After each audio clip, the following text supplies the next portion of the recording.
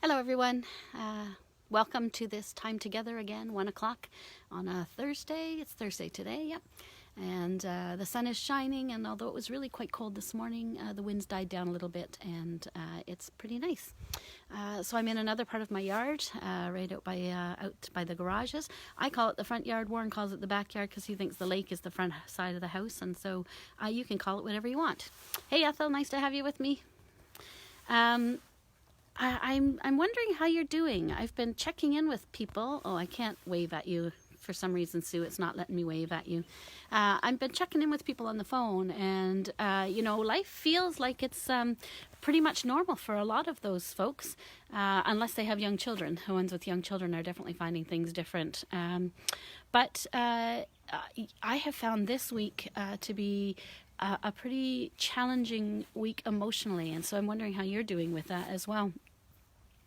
On Sunday, we heard the devastating news of what was going on in Nova Scotia, and that it just got worse as we moved into Monday and heard more of the details about that. Hey, Penny.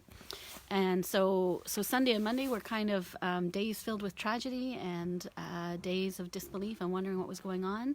At the exact same time, we were celebrating my son's birthday and the completion of his final paper for his final course in his last year as a student at the University of Toronto. And so assuming that he's done as well as he has the rest of the way through his school years, he will graduate an English and history major from the University of Toronto sometime this spring, not in person, as we know, but that's not really such a big deal for Ben. He's not so caught up in that ceremony and things like that.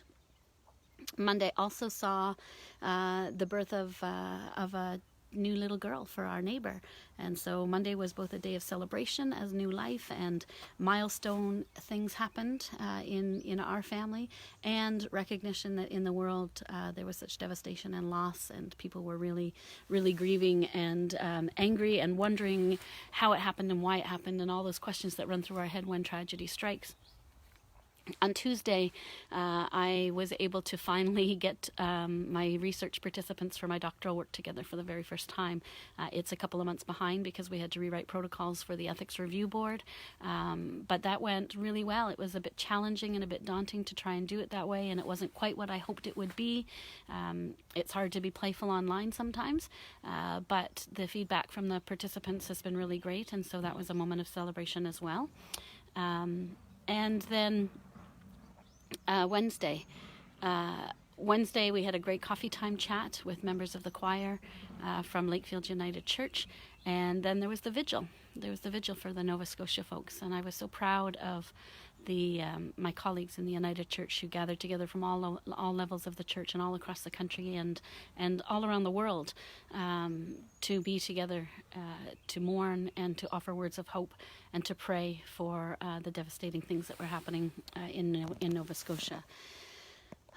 And then it's Thursday. It's Thursday today, and I was really excited to listen to Dr. Tam, the Chief Medical Officer of Canada's voice today, because for the first time it felt like she was filled with excitement, that there was a glimpse of hope and possibility in her voice, and she talked about the power of solidarity, and that phrase just kind of really struck me, because the numbers that she was offering, while they are reason to celebrate, they are also catastrophic, and the reason that the projections for people sick, number of people dying, people on ventilators and things like that are so good is because of the power of solidarity, for the choices that we have made during this time together to limit our contact with the other, to close down rituals and normal ways of being in life, whatever that means. And so it is something to rejoice, but we can't ever forget that it's also it's also tragic. At the same time, we rejoice and we mourn all at the same time.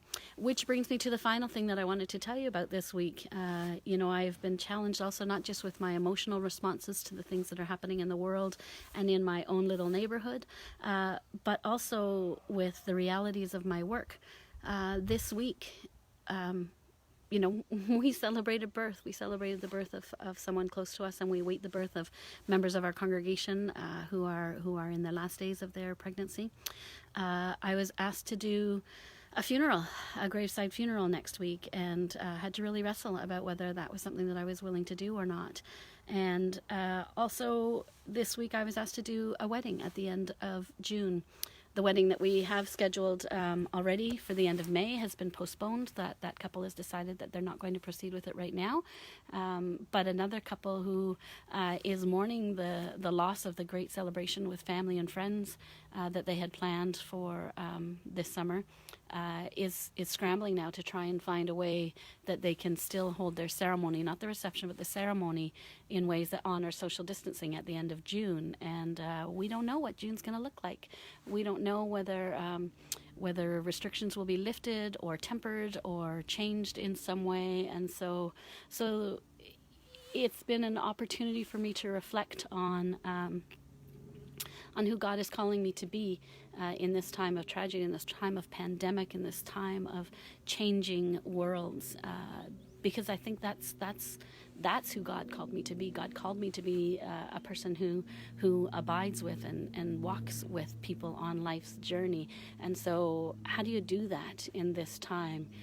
We do it through these Facebook messages. We do it through email conversations. We do it through phone calls and through worship services and hymn sings that are happening.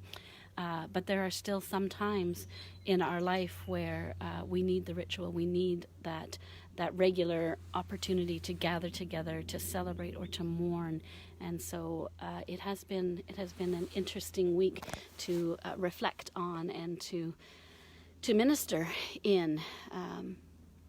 And so I wonder how you're doing. I wonder what your week looks like and what your week feels like, and the questions that are coming to mind, and the challenges that you are facing, whether it's things that are in the news, whether it's things in your own family, in your own neighborhoods and reality these days.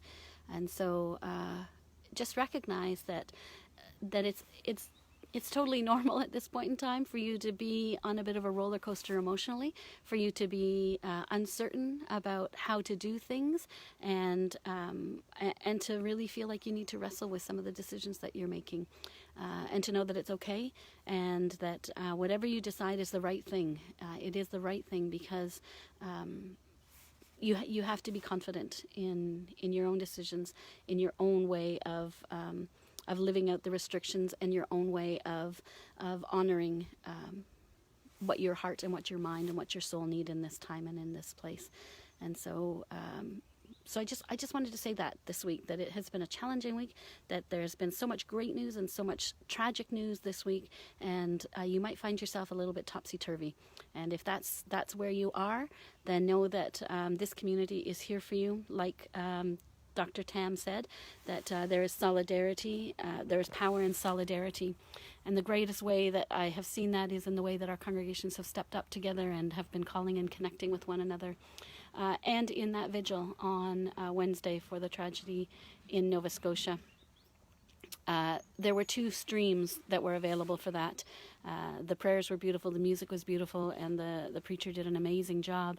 But Reverend Richard Bott, the moderator of the United Church, when he was coming on to pray, let us know that just on the Zoom channel alone, not YouTube, but just on the Zoom channel alone, there were over 1,600 people gathered. 1,600 people gathered together to pray and to hold Nova Scotia and to hold those families who are grieving in their hearts and in God's light. And I think that is a true demonstration of the power of solidarity. And the numbers that Dr. Tam offered us today are the other extreme example of how the power of solidarity can get us through these difficult times. It doesn't make anything better necessarily. It doesn't fix the problems necessarily. It doesn't take away the grief, but it is amazing when we stand together in love, and when we stand together in justice, and we stand together in hope, and lift the world in prayer. It is an amazing, amazing thing.